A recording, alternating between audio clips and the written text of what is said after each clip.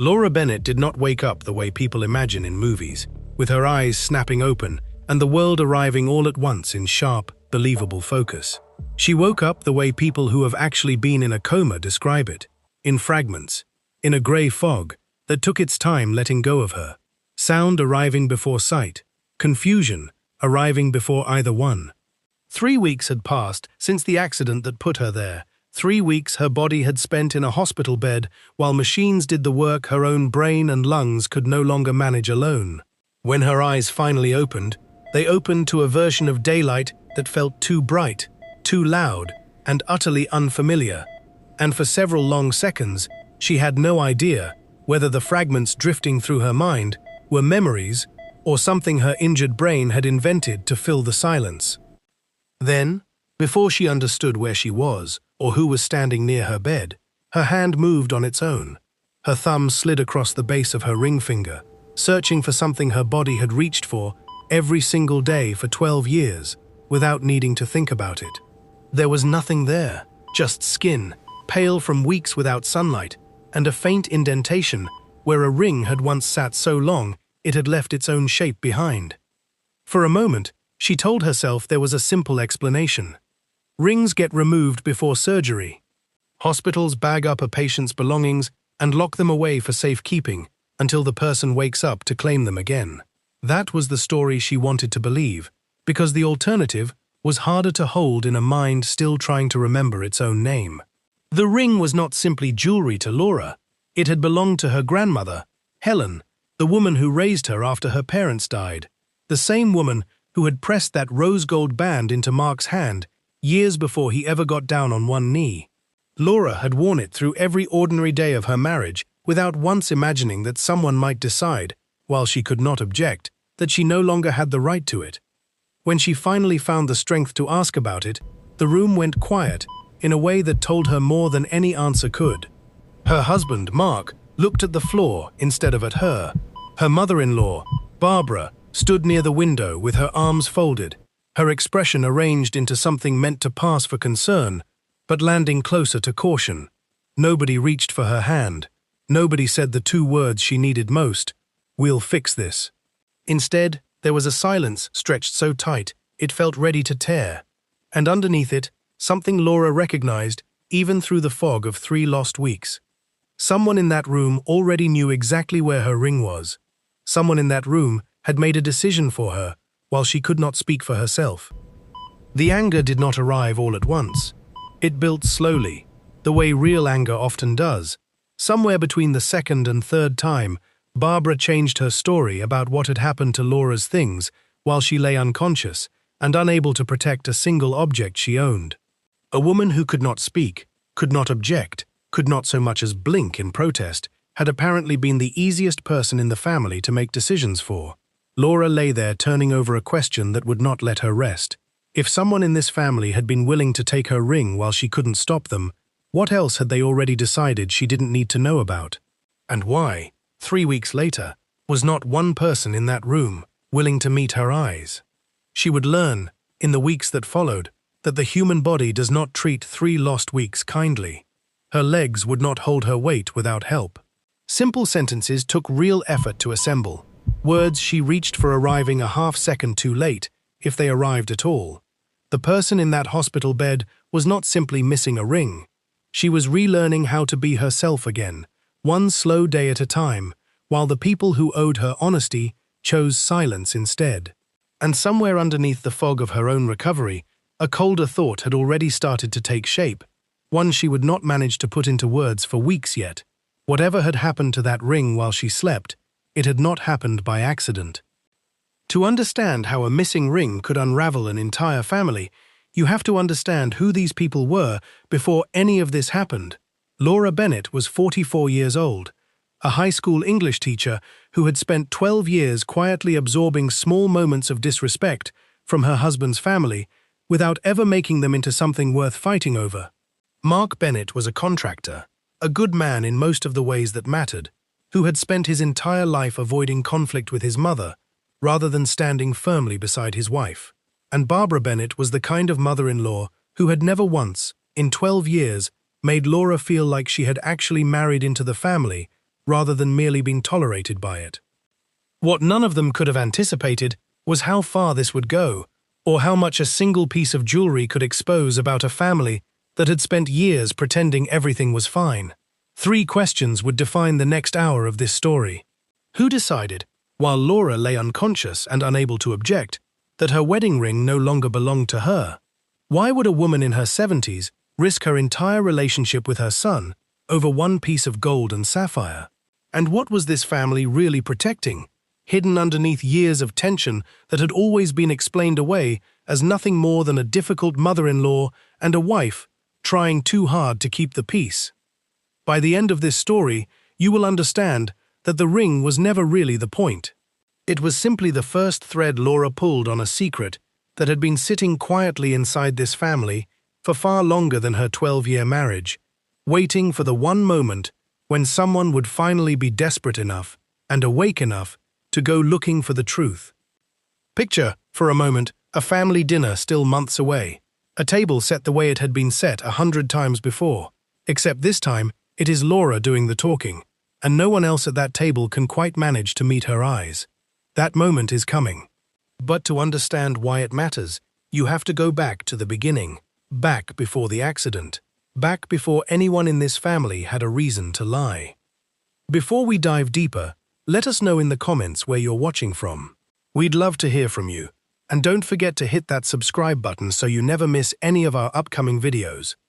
12 years earlier, Laura Simmons was 28 years old, a few years into a teaching career she loved, when she met Mark Bennett at a co-worker's backyard cookout in the suburbs outside Columbus, Ohio. He was steady in a way she wasn't used to, a contractor who built things with his hands and talked about his work with a kind of quiet pride she found more attractive than anything flashy. Within a year they were engaged, and it was Mark's late father, a man named Robert Bennett, who first suggested the ring should be a family piece rather than something bought off a shelf. Robert had always been fond of Laura in a way his wife Barbara never quite managed, and it was his idea to ask Laura's grandmother Helen if she still had the ring she had once worn herself. Mark proposed on a Sunday afternoon that October, in the small backyard of the house Laura still rented at the time, with nothing rehearsed about it beyond the ring itself. He told her later that his father had driven him to Helen's apartment that same week, waited in the car while Mark went up alone, and said almost nothing on the drive home except that some things did not need to be bought new to be exactly right. Laura said yes before he finished the sentence he'd practiced for days, and neither of them thought, in that ordinary backyard, on an ordinary afternoon, that the ring now on her hand would one day matter to anyone beyond the two of them. Helen was the woman who had raised Laura after Laura's parents died in a car accident when Laura was 19, and the ring she handed over that year meant more to Laura than any diamond ever could have. It was rose gold, simple, with a small deep blue sapphire that had turned soft and cloudy with age, the kind of ring that carried the actual weight of a person's life rather than the weight of a price tag. Helen pressed it into Mark's palm herself, told him to take care of the girl she had raised as her own daughter, and died 18 months after the wedding, satisfied she had placed her granddaughter's future into careful hands. Laura wore that ring every day for 12 years, without ever once considering it might one day be treated as something other than hers. Her students over the years noticed it more than anyone. Laura had a habit of turning the ring on her finger while she read aloud in class, a small unconscious gesture that had become, without her realizing it, one of the things former students remembered about her years after they graduated. She was the kind of teacher who wrote long comments in the margins of essays rather than a grade and a shrug, the kind who remembered which of her students had a rough home life and quietly made room for that in how she graded a late paper. It was the same instinct, really, that had let her absorb 12 years of small comments from Barbara without ever making them into a scene. She had always been better at giving grace than demanding it for herself. Helen had been the one constant of Laura's adult life, the woman who showed up to every parent-teacher conference after Laura's own parents were gone, who sat in the front row at her college graduation in a dress she had sewn herself rather than bought. Losing her, 18 months into the marriage, had felt like losing a second set of parents all over again, And in the years afterward, the ring became the closest thing Laura had left to Helen's actual voice. She did not think of it as jewelry. She thought of it as the last place Helen's hands had touched before they let go. Barbara Bennett had never approved of the marriage. Not loudly, not in any way she could be directly confronted about, but in the small accumulated ways that women like Laura learn to recognize and absorb without complaint. She would mention, at family dinners, how much better suited Mark had been for a girl he'd dated in college, a girl from a family Barbara had actually known and approved of. She would comment on Laura's cooking, her choice of curtains, the fact that she worked instead of staying home, always phrased just gently enough that objecting to it would have made Laura look unreasonable. Mark noticed some of it and dismissed the rest, the way people do when confronting their own mother feels like more trouble than it's worth. And Laura learned, over 12 years, to let most of it go rather than turn every Sunday dinner into a fight. At the wedding itself, Barbara had given a toast that guests still brought up years later, not for its warmth, but for the pause everyone remembered, the half-second hesitation before she said she hoped Laura would grow into the kind of wife this family deserved, a phrase that landed in the room sharper than she likely intended, or perhaps exactly as sharply as she intended. Robert had squeezed Laura's hand under the table that night and told her quietly not to let it ruin her day. Laura never quite let it ruin anything, not that night, not for 12 years afterward. She simply filed it away with everything else. There was one comment, though, that Laura never quite forgot. At a family gathering a few years into the marriage, Barbara had picked up Laura's hand to admire the ring, turned it slowly under the light, and said, almost offhand, that a ring like that really should have stayed in the family. Laura laughed it off at the time, assuming Barbara simply meant the Bennett family in the abstract, the family Laura now belonged to. It would be years before she understood that Barbara had not been speaking in the abstract at all, and that the comment carried a weight none of them could have understood yet. Laura brought it up to Mark once, that same evening, half joking, asking if his mother had meant something by it.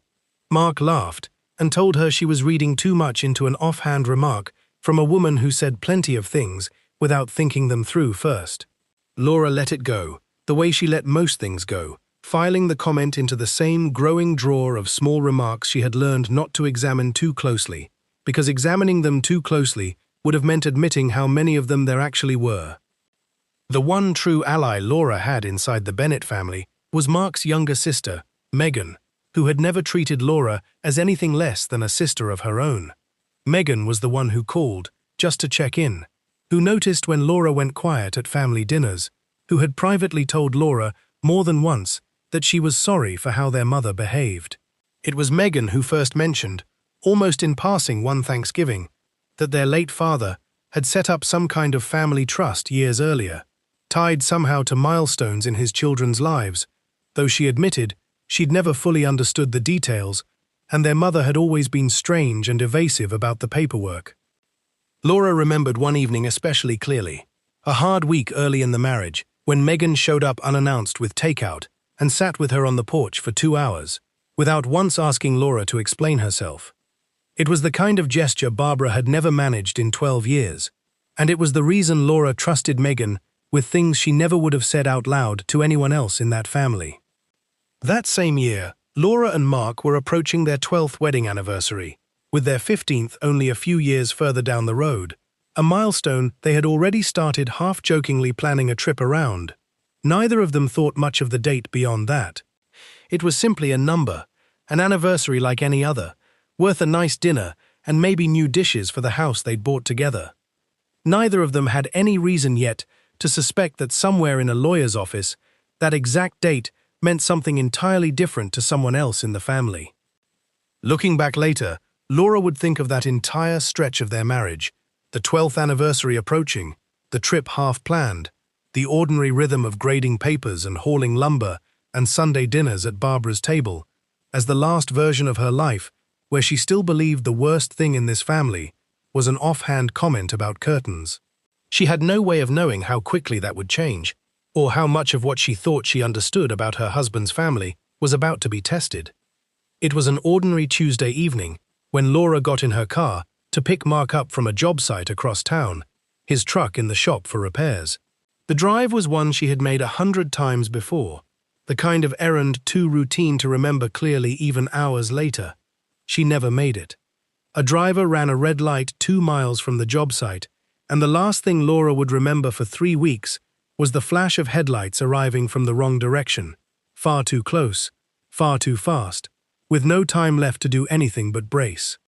The impact left Laura with a fractured pelvis, 3 broken ribs, and a traumatic brain injury severe enough that paramedics were uncertain, in the minutes after they pulled her from the wreckage, whether she would survive the drive to the hospital at all.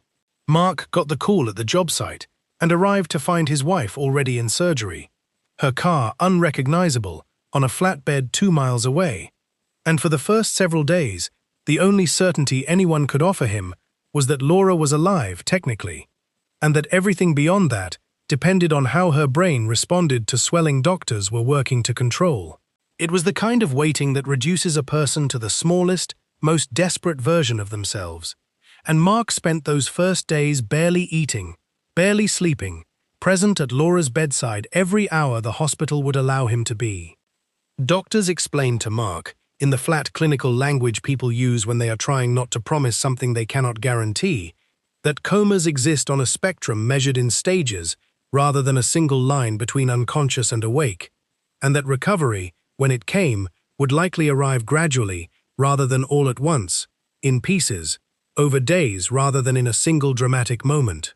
He wrote none of it down. He simply sat by her bed and repeated the words to himself until they stopped making sense, the way exhausted people do when repetition is the only thing left to hold on to.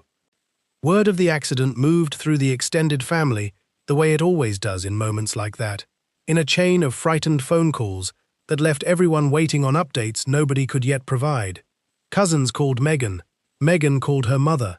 Barbara, in turn, positioned herself as the family's primary point of contact, the one fielding questions and passing along updates, a role that put her, more than anyone besides Mark, in constant proximity to every detail of Laura's care and her belongings. Barbara arrived at the hospital within hours of the accident and, in the chaos of that first week, made herself useful in ways that felt, at the time, like simple kindness. She brought Mark coffee he didn't drink and casseroles nobody ate. She sat with Laura during the hours Mark had to step away to handle insurance calls and work obligations he couldn't fully abandon. And on the third day, when a nurse asked the family what they wanted done with Laura's personal effects, the ring and watch and small gold earrings she'd been wearing when the paramedics cut her clothes away, it was Barbara who stepped forward and said she would take everything home for safekeeping, rather than leave it sitting in a hospital lockbox where, she said, things had a way of disappearing. Mark barely looked up from the clipboard the hospital had handed him when his mother asked. He said only, "Go ahead, thank you," and went back to a stack of forms asking questions about insurance deductibles he did not yet have the energy to answer properly. Barbara left that evening with a small plastic bag tucked into her purse, and if anyone in that hallway had thought to ask exactly what was in it, the answer would have changed everything that came afterward. Nobody asked. Nobody objected. Why would they? Barbara was Mark's mother, a woman who had known Laura for 12 years, and asking her to hold on to a ring while her daughter-in-law lay unconscious seemed like exactly the kind of thing a family does for each other in a crisis.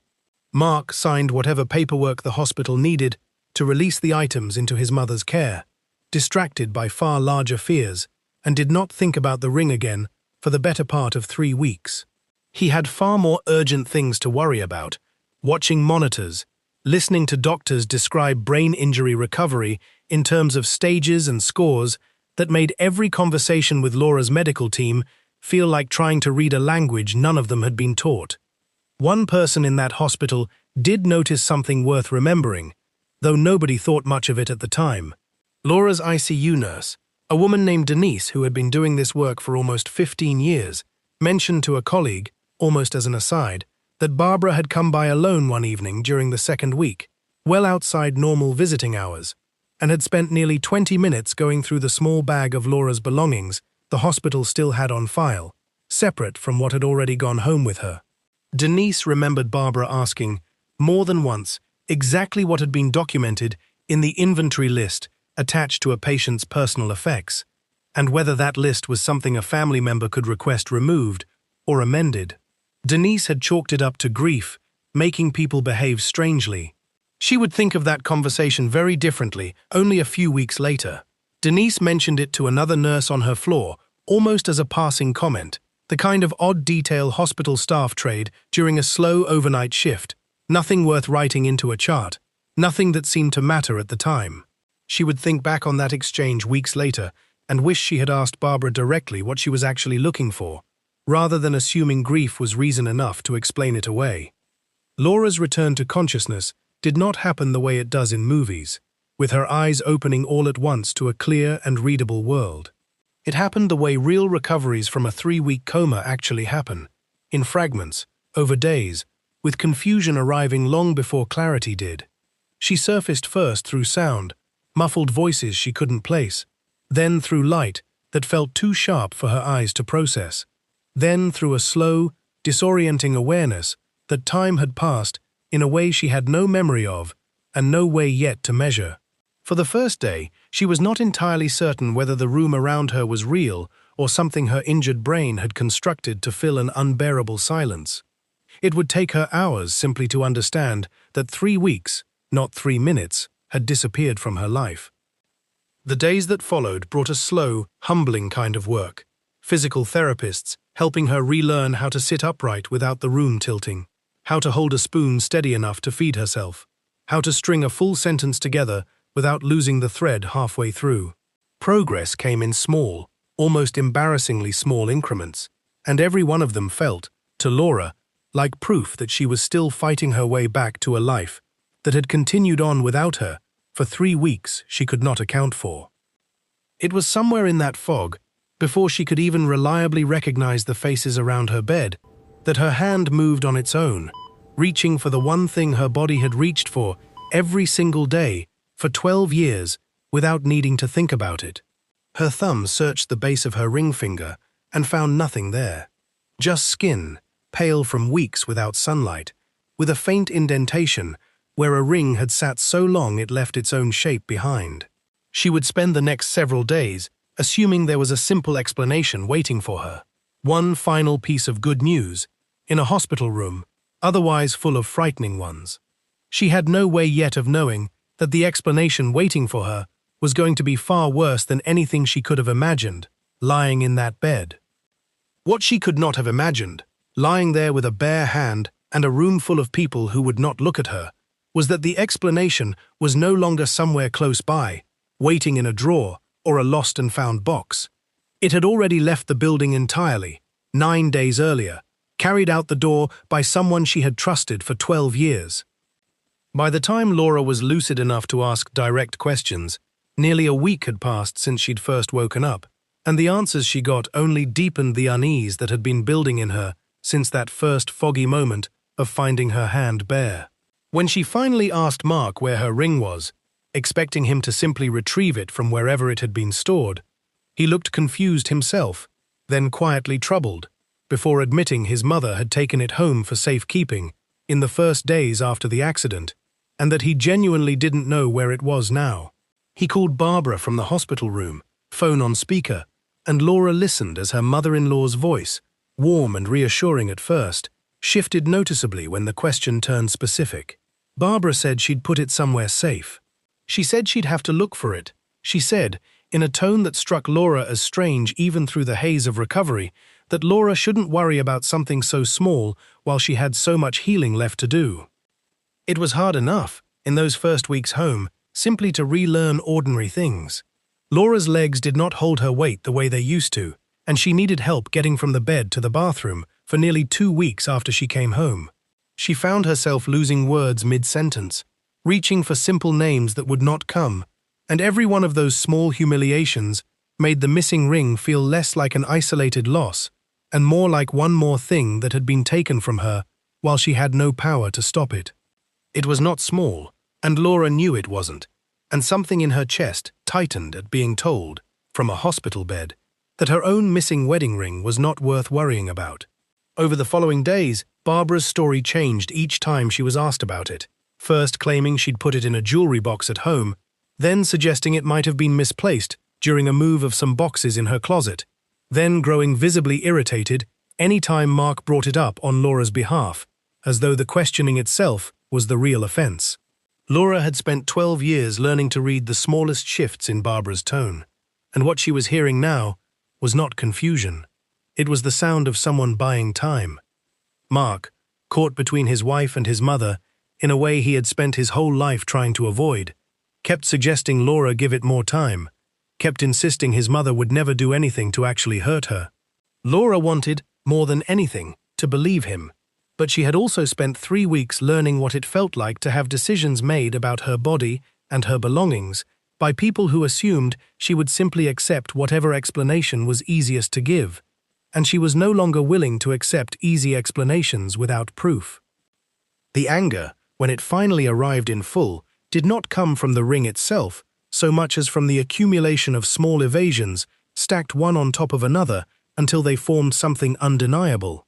Laura lay in a hospital bed, unable to walk to her own bathroom without help, and the one person who had access to her most precious possession while she was powerless to stop anyone had apparently decided that Laura's wishes didn't factor into the equation at all. She thought about the 12 years of small comments she had let go, the curtains, the cooking, the girl from college Barbara had always preferred, and felt something shift inside her that had nothing to do with forgiveness. For the first time in her marriage, Laura allowed herself to be genuinely, fully furious at her mother-in-law, rather than quietly absorbing it the way she always had before. There were nights, in those early weeks home, when Laura sat alone in her car in the driveway, rather than going inside, simply because she needed a few minutes where nobody was watching her face for a reaction. She had spent her entire adult life being the reasonable one, the wife who let things go, the daughter-in-law who kept the peace, and she was discovering, slowly, that being reasonable for 12 years had not protected her from anything at all. It had simply made her easier to overlook. Before she ever suspected Barbara of anything more than carelessness, Laura briefly wondered whether the ring had simply been lost somewhere between the ambulance and the emergency room, a small, tragic accident, rather than a decision made by anyone at all. She spent an afternoon on the phone with hospital administration, requesting the intake inventory from the night of the accident, hoping for the simplest possible answer. The list came back accurate and complete. Ring 1, rose gold, sapphire, logged and photographed at intake, released 3 days later to a family member whose signature Laura did not recognize until she looked closely enough to realize it was Barbara's. When Laura mentioned the signature to Barbara directly, expecting at minimum an explanation, the response was clipped and immediate. Of course it was her signature. She'd already said she took the ring home for safekeeping. Why was Laura treating an ordinary family arrangement like an interrogation? It was a fair enough question on its surface. It was also, Laura noticed, the third slightly different version of the same story she had now heard in under a month. The hospital's patient advocacy office took nearly 3 weeks to produce the full intake and release paperwork Laura requested, a standard turnaround for records requests of that kind. And during those 3 weeks, Laura found herself replaying every version of Barbara's story so many times that she began keeping her own written timeline, dates and quotes, the way she might once have graded a poorly organized essay and handed back notes on exactly where the argument fell apart. Laura even offered, at one point, to help Barbara reorganize a hallway closet full of old photo albums and holiday decorations, telling herself she only wanted a quiet afternoon of normal family time again. She spent that afternoon looking, without quite admitting to herself that she was looking, at every drawer and box Barbara opened, and found nothing beyond old birthday cards and mismatched candlesticks. It would turn out that the truth was never going to be found in a hallway closet. It was going to be found by accident, in a place none of them had thought to check. It was Megan who broke the case open, in the way these things usually happen, through an accident rather than a plan. Stopping by their mother's house to drop off groceries a few weeks after Laura came home from the hospital, Megan noticed a torn receipt sitting in the recycling bin near the kitchen counter, the kind of small paper slip that comes stapled to a customer copy at a pawn shop. She almost threw it away without looking twice, until the date caught her eye. It was from 9 days after Laura's accident, during the exact window their mother had apparently been sorting through Laura's things at the hospital. Megan took a photo of it before it went out with the trash and sent it to Laura that same night, with a single message: "I don't know what this means, but I think you need to see it."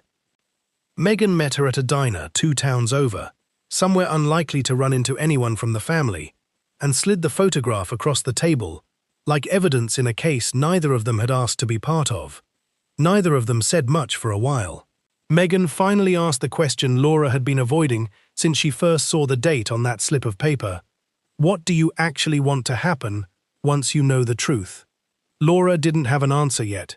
She only knew she needed the truth first, whatever it turned out to cost. Laura sat with that photograph for 2 full days before deciding what to do with it. Part of her wanted to drive straight to Barbara's house and demand an explanation on the spot.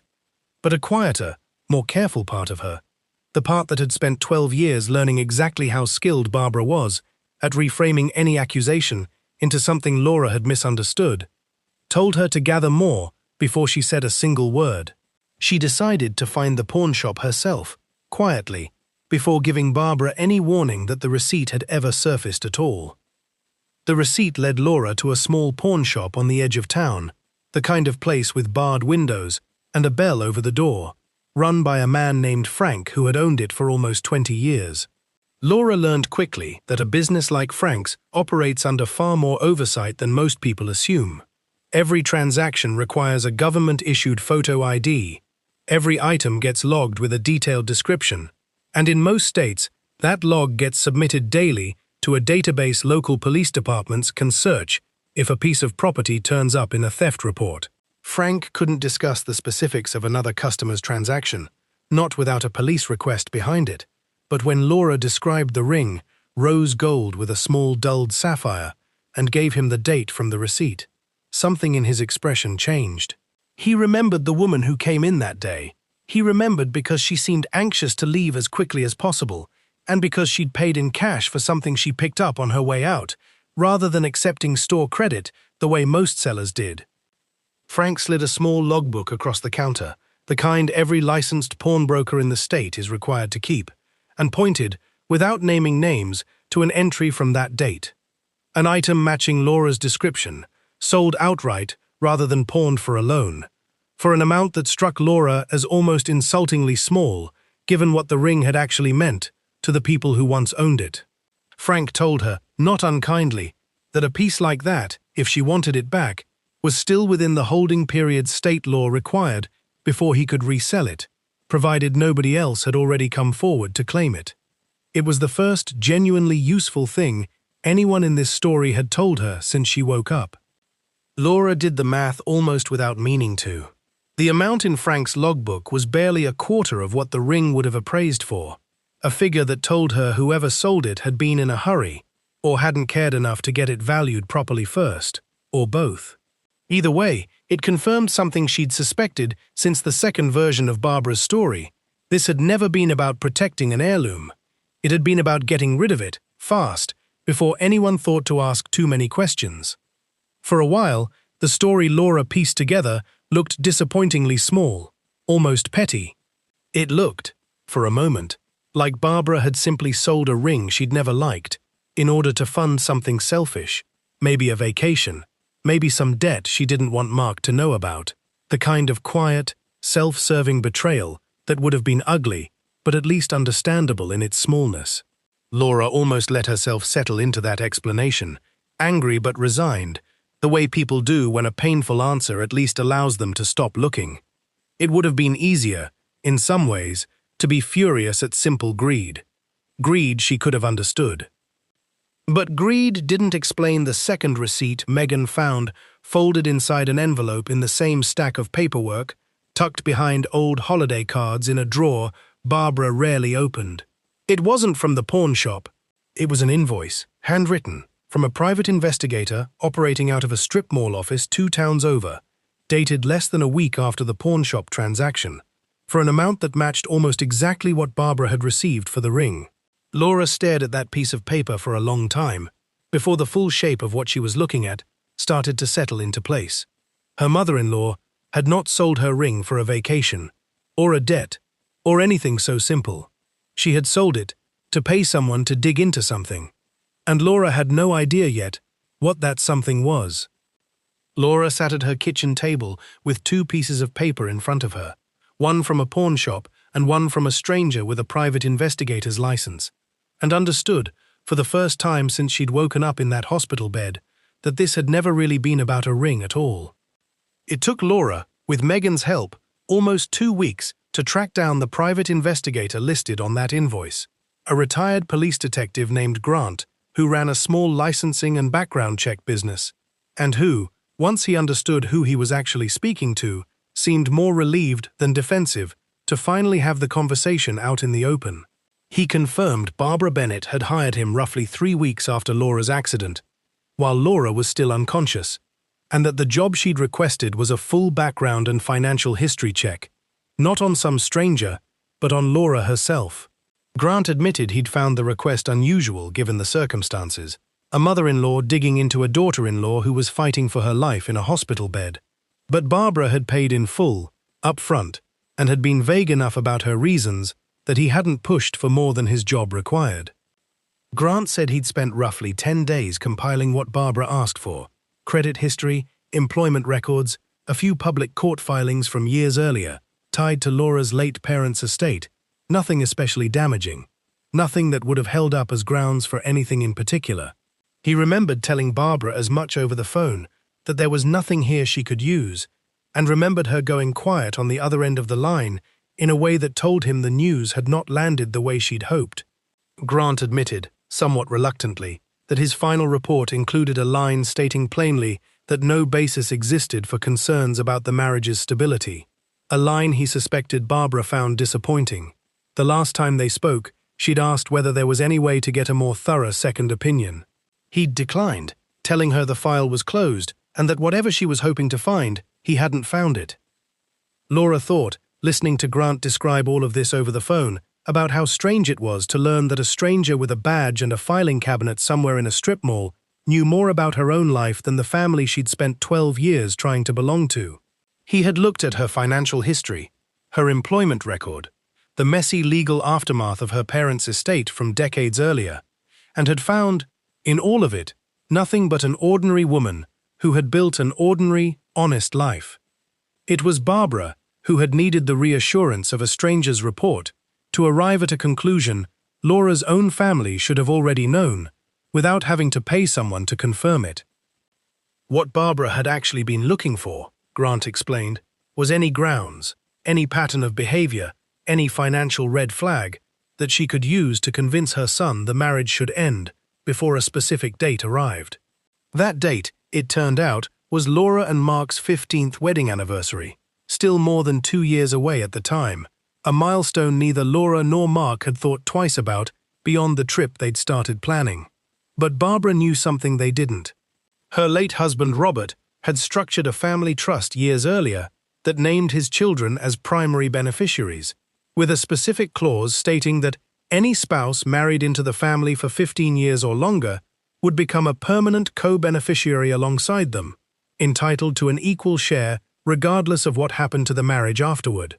Barbara had spent years quietly watching that date approach, and Laura's accident, rather than softening her, had apparently handed her what she saw as one last narrow window to act before it was too late.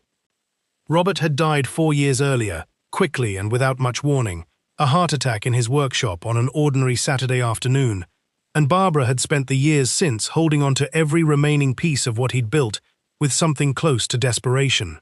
Megan had noticed it in smaller ways for years, the way their mother catalogued the furniture, mentioned the house's value unprompted, grew agitated any time a lawyer's letter arrived about the trust. None of them had understood, until now, exactly how far that desperation was willing to travel.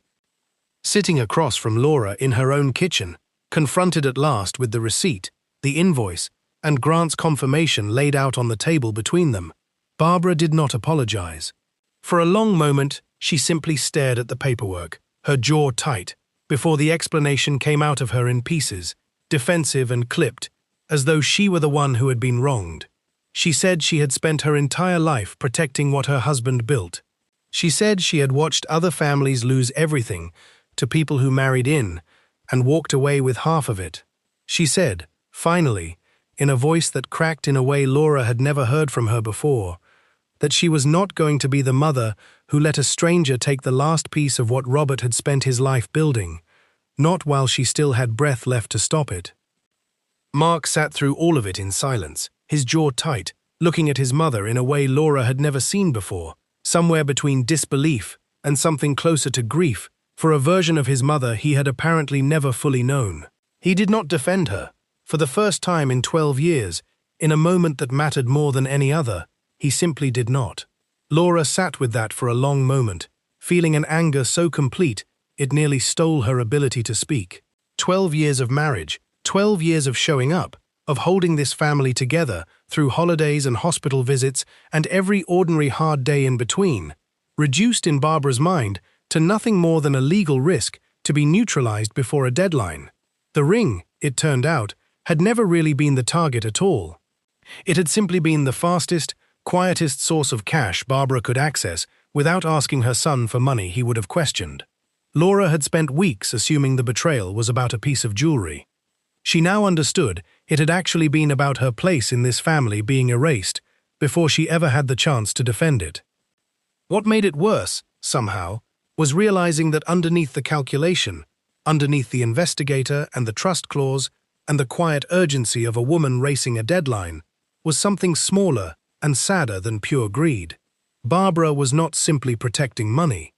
She was terrified of losing the last formal claim she had over her son's life, a fear that had curdled, over years, into something willing to sacrifice her daughter-in-law's trust, her dignity, and the one physical object that connected Laura to the grandmother who raised her. Understanding the fear underneath the cruelty did not make Laura any less angry. If anything, it made the whole thing sadder. The realization that so much damage had been done in service of a fear Barbara had never once said out loud to anyone who might have helped her carry it differently. The final piece of the story came from an unexpected place, a conversation Laura had almost by accident with Mr. Dawson, the family's longtime estate attorney, the same man who had drawn up Robert's original trust documents years earlier and who still handled minor legal matters for the Bennett family. When Laura mentioned the ring during a conversation about the trust, hoping simply to understand the legal language Barbara had been racing against, Mr. Dawson went quiet in a way that made her sit up straighter. He asked her to describe the ring in detail, the rose gold, the small clouded sapphire, and when she did, he told her something that reframed the entire story in a way she had not expected. The ring, Mr. Dawson explained, had not originated with Laura's grandmother Helen at all. Not really.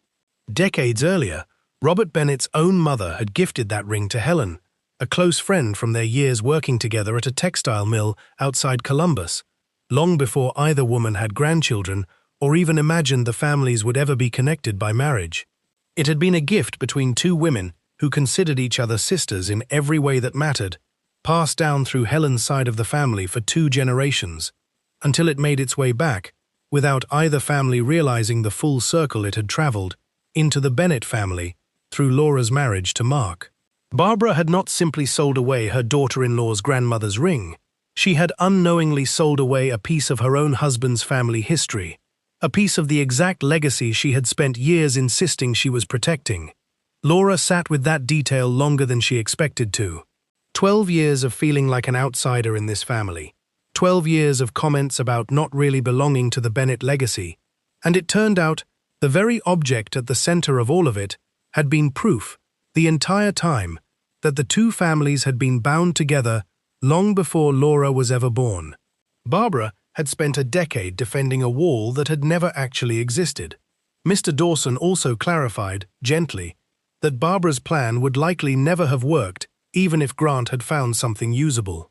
Ending a marriage that had already crossed, or nearly crossed, the 15-year threshold would not have retroactively erased Laura's rights under the trust's language, a detail Barbara had apparently never bothered to confirm with the very attorney who had written the document in the first place. She had sold away a piece of family history, chasing a legal outcome that was never actually within her power to force. Mr. Dawson frowned, Tucked into the same file as the original trust paperwork, an old photograph Robert had apparently kept for years. Two young women standing outside a textile mill, arms looped together, squinting into the sun. He turned it around so Laura could see it. One of the women was unmistakably a much younger Helen. Laura sat with that photograph for a long time, understanding that the friendship binding these two families together had been sitting quietly in a filing cabinet the entire time, waiting for someone to go looking for it. Laura chose not to confront Barbara with this final detail in private, the way she had with the receipts. Instead, she waited for the next family dinner, the kind of ordinary Sunday gathering Barbara had hosted for decades, and laid the entire story out calmly at the table, in front of Mark, in front of Megan, in front of the family that had spent years watching Laura absorb every small slight without complaint. She did not raise her voice. She did not need to. She simply told them what the investigator had confirmed, what the trust clause actually said, and finally, what Mr. Dawson had told her about where the ring had truly come from, watching Barbara's face change as she understood, for the first time, exactly what she had actually thrown away. Barbara did not speak for a long moment after Laura finished. When she finally did, her voice was smaller than anyone at that table had heard in years, and all she managed to say was that she hadn't known. She really hadn't known, as though not knowing might undo what she'd already done. It didn't, and everyone at that table understood that it didn't, including Barbara herself. With Megan's help, Laura tracked down the ring itself through Frank's records, still within the pawn shop's required holding period before resale, and bought it back herself, using her own savings, rather than waiting for Barbara to make anything right. She did not do it as a grand gesture or a public statement. She did it quietly, the way she had learned to do most things that mattered in this family, and slid the ring back onto her own finger without asking anyone's permission to reclaim what had always belonged to her in the first place. Mark, finally confronted with the full shape of what his mother had done and why, stopped deferring to Barbara in the way he had for their entire marriage. He did not cut his mother out of his life entirely, but for the first time in 12 years, he stood fully and visibly on Laura's side of the table, telling Barbara plainly that whatever fear had driven her, she did not have the right to make that decision for his wife, and that the marriage Barbara had spent so much energy trying to end before a deadline was not hers to unmake. In the months that followed, Barbara and Laura did not become close, not in any way either of them would have called warm.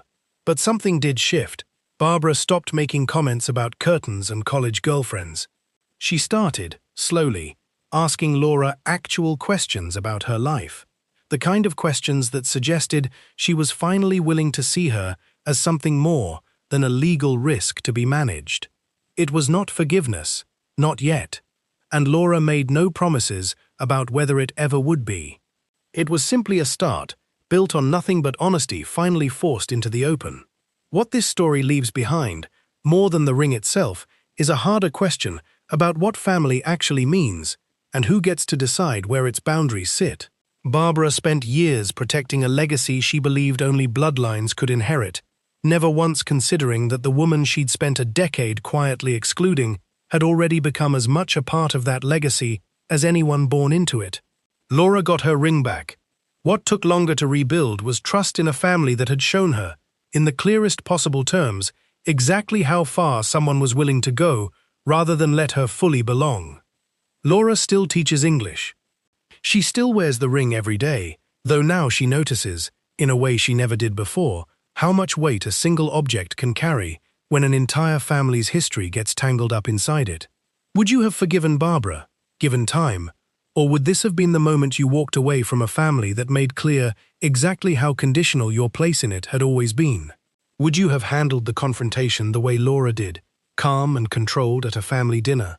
Or would you have needed something louder, something that made the anger as visible as the betrayal itself? There is no single right answer here, only the version of yourself you recognize most in Laura's choice to reclaim what was hers, quietly, on her own terms, rather than waiting for someone else to hand it back. Let us know in the comments what you would have done in Laura's position, and whether you think Mark did enough, fast enough, once he finally understood what his own mother had done. Stories like this one tend to divide people. and we'd love to hear where you land. And if this story stayed with you, if you found yourself getting angry right alongside Laura, somewhere around that kitchen table, we have more stories exactly like this one waiting for you. Every family carries its own quiet history of who gets protected and who gets asked to prove they belong. Subscribe if you want to keep hearing them. Because in the end, every choice has a story, and every story leaves a lesson.